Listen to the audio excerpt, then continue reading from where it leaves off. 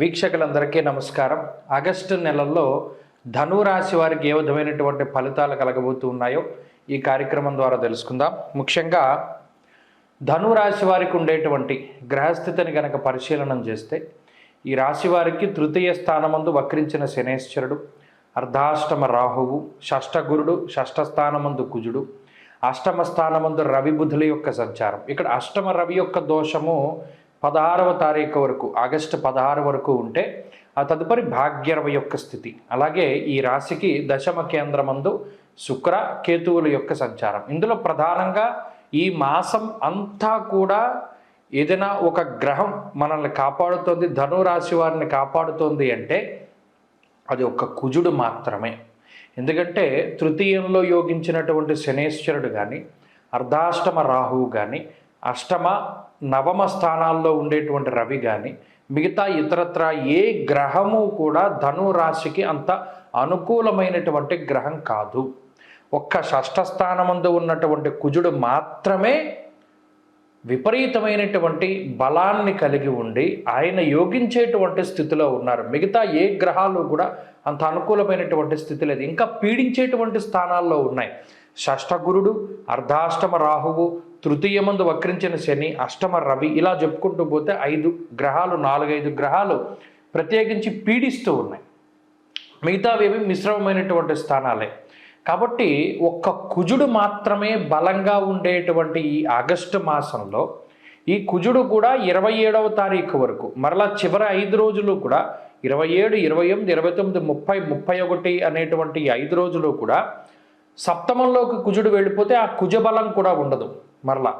కాబట్టి ఈ మాసంలో ఒక కుజుడి మీద మాత్రమే ఆధారపడి వెళ్ళేటువంటి రాశి ధనురాశి. మరి ఈ కుజుడి అనుకూలత మిగతా గ్రహాల తాలూకు ప్రతికూలని సమర్థంగా నిగ్రహించగలదా అంటే అంత శక్తి సంపన్నమైనటువంటి గ్రహం కుజుడు.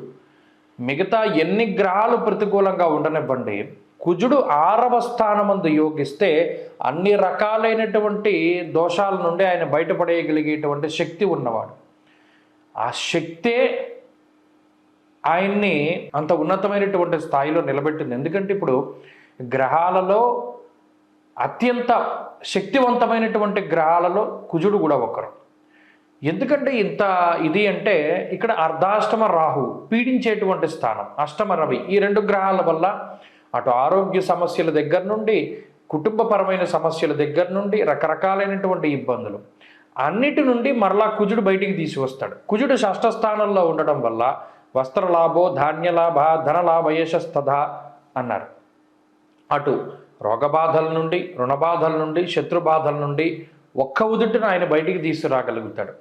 బయటికి తీసుకురావడం మాత్రమే కాదు, వస్త్రలాభాన్ని, ధాన్యలాభాన్ని, ధనలాభాన్ని, యశస్సును అనగా కీర్తి ప్రతిష్టలను, వీటన్నిటినీ కూడా కుజుడు ఇస్తూ ఉంటారు. మరి మిగతా గ్రహాలు ప్రతికూలించినా పెద్ద ప్రమాదం ఏం లేదు. కాబట్టి ఆర్థిక పరిస్థితులను కనుక చూసుకున్నప్పుడు ఆర్థికంగా అటు షష్ఠగురుడు కానీ, అష్టమ రవి కానీ, అష్టమ బుధుడు కానీ, ఇక్కడ ప్రత్యేకించి మరలా బుధుని యొక్క స్థితి కూడా ఆర్థికంగా ప్రభావాన్ని చూపెడుతుంది. అయినప్పటికీ కూడా అనేక రకాలుగా కుజుడు కాపాడుతూ నెల అయ్యేసరికి లేదా ఇంకొక నెల ప్రారంభమయ్యేసరికి చేతిలో డబ్బు ఉండేటువంటి విధంగా కుజుడు మిమ్మల్ని అనుకూలిస్తారు. ఎక్కడికక్కడ మీకు వచ్చేటువంటి చెడు ఆలోచనలను నిలువరిస్తూ మంచికి ప్రోత్సాహాన్ని అందిస్తూ కుజుడు ముందుకు తీసుకెళ్తూ ఉంటారు. అలాగే అటు కుటుంబ పరిస్థితుల్లో కానీ, ఆరోగ్య పరిస్థితుల్లో కానీ సర్వత్రా ఈ మాసమంతా కూడా కుజుడే మీకు నిజమైనటువంటి యోగాన్ని ఇచ్చేటువంటి గ్రహం. ఆ ఒక్క బలం మనం ఆ బలం మీద ఆధారపడి వెళ్ళిపోతున్నాం.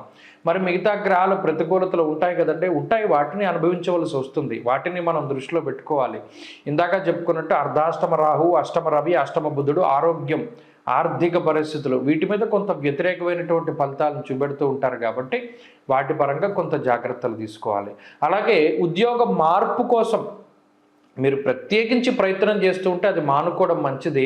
లేదు ఇంకొక ఉద్యోగం దొరికి అప్పుడు ఈ ఉద్యోగం కోసం మార్పు మీరు ప్రయత్నం చేస్తే అది మాత్రం కొంత పర్వాలేదు. కానీ చేతిలో ఉండేటువంటి పనిని మాత్రం వదులుకొని వేరే దానికోసం మీరు వెతుక్కోకండి. చేతిలో పనిని పెట్టుకుని మీరు వేరే దానికోసం వెతుకులాటకి వెళ్ళండి, అది మంచిది. అలాగే విద్యార్థిని విద్యార్థులకి మాత్రం ఈ గ్రహస్థితి కొంత మిశ్రమంగా ఉంటుంది. కొంత జాగ్రత్తలు తీసుకోవాలి. అయితే పోటీ పరీక్షలలో కుజుడు కారకత్వాన్ని వహిస్తూ మంచి ఫలితాలను సాధించడానికి, ప్రత్యేకించి వైద్య విద్య కోసం ఎవరైతే కొంత కష్టపడుతూ ఉన్నారో, పరీక్షలు రాస్తూ ఉన్నారో వారికి మంచి సత్ఫలితాలు లభించడానికి అవకాశం ఉంటుంది. అలాగే స్త్రీలకు సైతం ఈ గ్రహస్థితి సానుకూలంగా ఉంటుంది. ప్రత్యేకించి ధనురాశి వారికి ఈ మాసంలో ఒక మాటలో చెప్పుకోవాలి అంటే కష్టాలు, ఇబ్బందులు, సమస్యలు 3 వస్తాయి. ఏమిటంటే వాటికి వ్యత్యాసం అంటే అది మనం వేరే దానిలో మాట్లాడుకుందాము. ఇక్కడ ఆర్థికపరమైనటువంటి ఇబ్బందులు, ఆరోగ్య సమస్యలు, కుటుంబానికి సంబంధించినవి కష్టాలు, ఇలా 3 ఇబ్బంది పెడతాయి. ఒక్కొక్క దాని నుండి కుజుడే మిమ్మల్ని బయటపడేస్తారు. కాబట్టి ఈ మాసంలో అన్నీ వస్తాయి, దాటగలుగుతారు, వస్తాయి, దాటగలుగుతారు, వస్తాయి, దాటగలుగుతారు. కాబట్టి ఇక్కడ ఇబ్బంది వచ్చినప్పుడు మీరు భయపడాల్సిన పని లేదు. ఇది మనం చెప్పదగినటువంటిది. ఈ పూర్తిగా మనం మాట్లాడిందంతా ఒక్క విషయంలో చెప్పుకోవాలంటే, కష్టం వచ్చినప్పుడు బాధపడకండి, దాని సొల్యూషన్ కూడా ఇదే నెలలో వచ్చినటువంటి వెంటనే మీకు కనబడుతుంది. కష్టం వచ్చిన తర్వాత వెంటనే కొద్ది రోజులకి ప్రతిఫలం, అది దానికి సంబంధించినటువంటి సొల్యూషన్ మీకు ఖచ్చితంగా వస్తుంది. ఈ మాసంలో మరింత బలాన్ని మీరు పెంచుకోవాలి అంటే, ఒకటి కుజ బలాన్ని పెంచుకోవాలి, రవి దోషాన్ని తగ్గించుకోవాలి. కాబట్టి ఆదిత్య హృదయ స్తోత్ర పారాయణ చేస్తూ సుబ్రహ్మణ్యారాధన చేయడం చెప్పదగినటువంటి సూచన. నమస్కారం. జూలై 16వ తారీఖు నుండి దక్షిణాయనం ప్రారంభమవుతుంది. దక్షిణాయనము అంటే ఏంటండి అంటే, సూర్యుడు ఎప్పుడైతే పునర్వసు నక్షత్రము 4వ పాదంలోకి సంచారం చేస్తారో, కర్కాటక రాశిలోకి ఆయన ప్రవేశం చేస్తారో, ఆ రాశి ప్రవేశం లగాయతూ మరలా తిరిగి ఉత్తరాషాఢ 2వ పాదంలోకి మకర రాశిలోకి ప్రవేశించేటువంటి సమయం వరకు కూడా ఉండేటువంటి కాలాన్ని దక్షిణాయన కాలంగా చెప్తారు. దక్షిణాయనము అంటే దక్షిణ అయనము, మనకి రామ అయనము అంటే రాముడి యొక్క ప్రయాణమని, అలాగే ఉత్తరాయణము, దక్షిణాయనము అంటే సూర్యుడి యొక్క గమనాన్ని తెలియజేస్తాయి. మీరు గమనిస్తే ఇప్పుడు సూర్యుడి యొక్క ఇప్పుడు ప్రతిరోజు సూర్యుడు ఉదయించేటువంటి దిక్కును కనుక చూస్తే, అంటే మీరు ఇంటి దగ్గర ఉండి చక్కగా మీరు తూర్పు సింహద్వారం అయితే తూర్పు సింహద్వారం, లేదా ఏ సింహద్వారం అయినా తూర్పు వైపు ఉండేటువంటి ద్వారం దగ్గర నిలబడండి. ప్రతిరోజు ఉదయం సూర్యుడు ఏ దిక్కున ఉదయిస్తున్నాడో మీరు పరిశీలన చేయండి. ఈ దక్షిణాయనం ప్రారంభమయ్యే దగ్గర నుండి పూర్తయ్యేంత వరకు గనక మీరు పరిశీలన చేస్తే, తూర్పు ఇలా మీ ఎదురుగుండా ఉన్నట్టయితే సూర్యుడి యొక్క ఉదయించేటువంటి స్థితి మారుతూ ఉంటుంది. అంటే ఈ దక్షిణం వైపు ఆయన ప్రయాణం చేస్తాడు. భూమి యొక్క కదలిక మాదిరిగా ఉంటుంది. ఎప్పుడైతే మరలా ఉత్తరాయణం ప్రారంభమవుతుందో ఆయన మరలా ఉత్తరానికి వెళ్ళిపోతూ ఉంటాడు. ఈయన ఉత్సాహానికి కారకులు, ఆరోగ్యానికి కారకులు.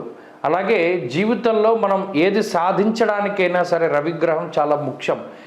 గ్రహరాజు అయినటువంటి రవి ఆయన ప్రతికూలంగా ఉన్నప్పుడు ఆరోగ్యపరంగా కొన్ని చికాకుల్ని కలగజేస్తారు.